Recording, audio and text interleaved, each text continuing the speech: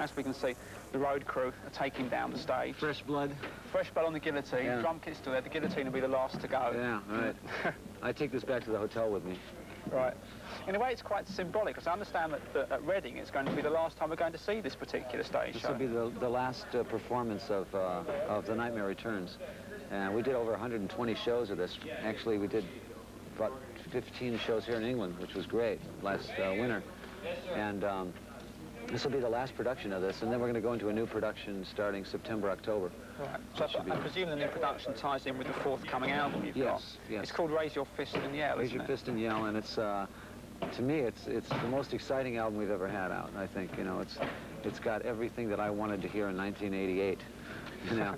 And we give Kane a lot more room to play on this one, and we give Ken Mary a lot more room on drums and everything. And well, I would say it's definitely a heavier sounding album, but a richer sounding album as well than your last Constrictor. So. Yeah, I think so. Constrictor was kind of like, we almost looked at Constrictor as our first album, you know, because the 18 albums before that, or 17 albums before that, were sort of like, that's in another era, as far as I'm concerned.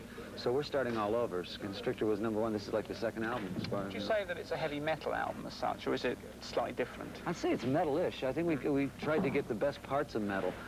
For me, the best part of metal is the energy and the sound of the guitars, sound of the drums, all working together.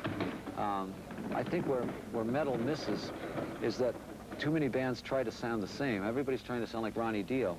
Very epic, yes. Great operatic kind of thing. Yeah. It's great for Ronnie Dio, but I mean, just too many bands try to copy that.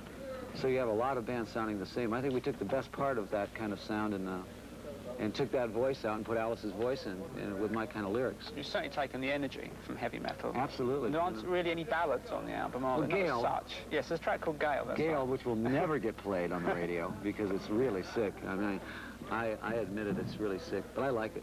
Gale comes towards the end of side 2, and the whole album really builds up on side 2. It's like a sort of a splatter movie put to music, isn't Part 2, yeah, side 2 is actually a whole splatter scene. It's about a guy that watches so many splatter movies. It's kind of autobiographical. That he doesn't know where his life begins and where the movie ends, and when, you know, they're both interchangeable. And so all these characters that he keeps finding dead are named Gale. And he can't figure out why. He doesn't know if they're characters or if they're real victims.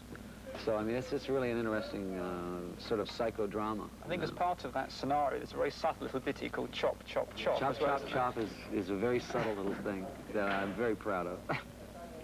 It's kind of self-explanatory. That's true.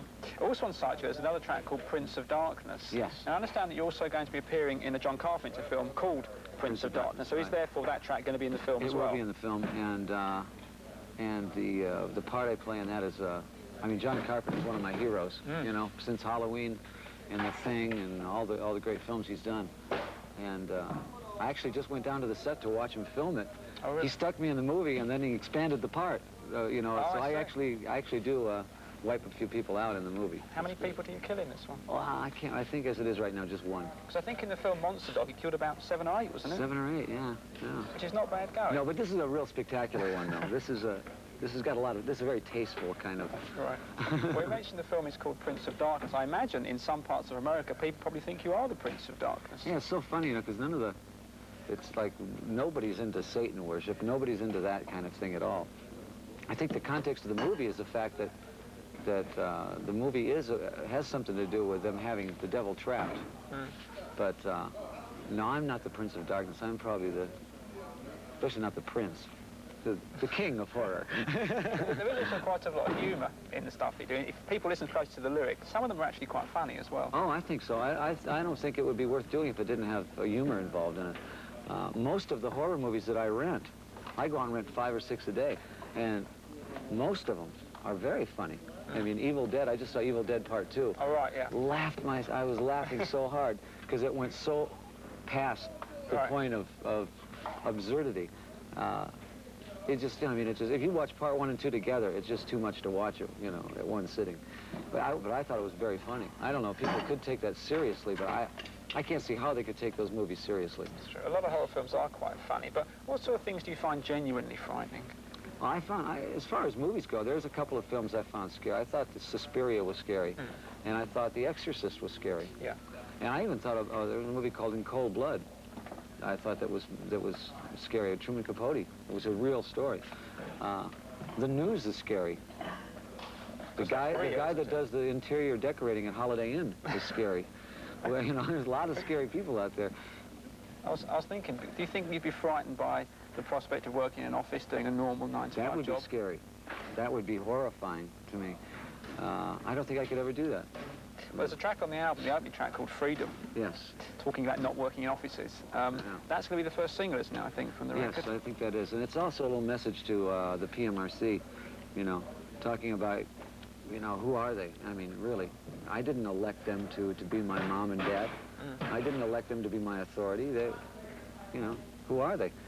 So, I mean, I see this great big sort of authority finger going like this, and they start out with the premise that every kid in the United States and every kid in England is stupid.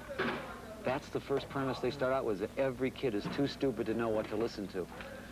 Personally, I think that that's really a pretty arrogant attitude, you know. I think the kids are a lot smarter than that, especially about rock music. It's their music. What does some, you know, 40-year-old, 45-year-old woman know about rock music? Well, very little, I suspect. They seem to be trying to ban rock music altogether. That's what they like, well, it seems. I mean, you know, it's a lot of smoke. You know, I think there are a lot of smoke. But that's always been the way with rock. Since Elvis Presley's day, there's always been people putting it down. We never had so much problem. The last tour, I've never had so much problem with authority figures. Really? All the way through the South, especially. I mean, they were going to literally lynch us down there, which made me think, well, we're on the right track. You know? Were there any things in the show you had to change to play in the South, or did you keep it as it was? We never changed a thing. And, I mean, you know, what can they do? I mean, you've seen the show. There's really nothing in it that's illegal. You know, there's a lot of suggestive things in it. But everybody that's at the concert, I mean, are having such a good time. I think it'd be crazy to try to stop the show. You know, I just think it's a lot of people that are looking for something to do. Probably. So they figure, Well, you know, let's pick on Alice, but I don't care. That's fine with me. Well, you mentioned you're going to be changing the show. Does that mean we're going to be losing the guillotine now? Yeah, but we'll replace it with something worse. You know, I wouldn't even get rid of it unless I could put something worse in its place. It's a real trademark as far as Alice Cooper Yeah, is concerned. yeah. I think the next thing will be probably a lot bloodier than this. Have you worked out the next stage show already? Yeah, we started working on it already. In fact, they started building the new props about 2 months ago. Right. Because a lot of them are pretty, you know, time-consuming as far as putting together. You've been using something like the guillotine for 10 years now, but I imagine... Guillotine and a lot of different things, electric chairs and hanging and stuff like that. So will any of that be coming back, do you think? I don't know. I don't know. I can't tell you anyways. I couldn't tell Not you. going to tell me.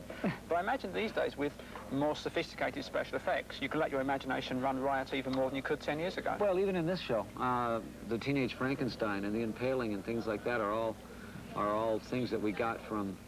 We went right to the source, you know, to the movie people and said, how do I do this? And how do I make this thing work? And how do I get it to work? And they can technically tell you how to do it, and they'll build it for you and work it all out. You have to come up with the idea first and how to work it into the show and make it look like it belongs in the show. I know all the people who've seen your show keep saying, how does he do the thing with the Teenage Frankenstein? Obviously, you're not going to tell me how you do that, but it is an amazing effect. Yeah. Plus, you've got it out on video. The whole show's on video. You can actually freeze frame it and you still can't tell how it's done. That's what makes it a good effect. You know, the thing that makes it also work is the fact that it's not set up like a magic show. If we went up there and said, okay, now we're going to do this, you know, and the girl comes out and puts a hoop through it. But what happens is they're not expecting it. The show will be rocking right along, and then all of a sudden, Alice will do it. He killed the guy. I mean, he didn't just throw him off the stage. He put a mic stand through him, you know. And so a lot of the things are built on setting the audience up, you know. And the illusion will happen within the show. So it's not being expected, you know. When you're thinking about ideas for a new stage show, are there any boundaries you wouldn't cross over and say, that's just too bad taste, I couldn't possibly do that? Well, not necessarily bad taste, but it has to work every night, for one thing. It has to be a general thing. It can't be like if you're going to make fun of something that happened in the news, and then 5 months later, you're still on tour, people are going to forget what happened in the news, and then the joke is gone, or the point is not taken anymore. I think that we stay pretty much to a basic horror pattern, you know, of how we set things up.